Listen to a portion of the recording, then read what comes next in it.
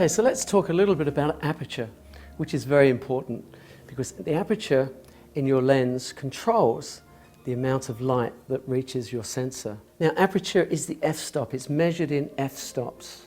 So you would have f1.4, f2, f2.8, f4, and so forth.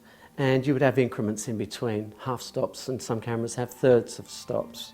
So the diaphragm in the lens is made up of between 8 and 12 blades, and those blades open and close. So for instance, when you set your aperture or your f-stop on your camera to f1.4, that's giving you a very narrow depth of field. It's shooting wide open and you won't even see those blades at 1.4.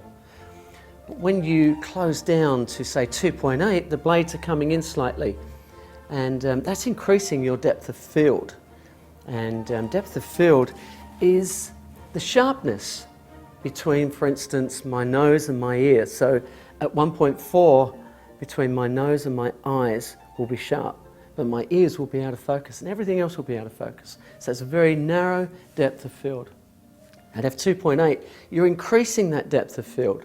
So f2.8 will go from the tip of my nose maybe to my ears, and that is about that much depth of field and of sharpness. So that's an area of sharpness, and everything else is soft in the background and in the foreground.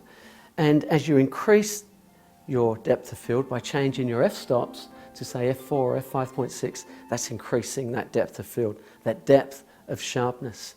So what we might do now is take some portraits, and I'm going to shoot a range of portraits of my daughter, Claire, and we're going to show pictures between, say, f1.4 all the way up to f16, just to show you how the depth of field works in portraiture.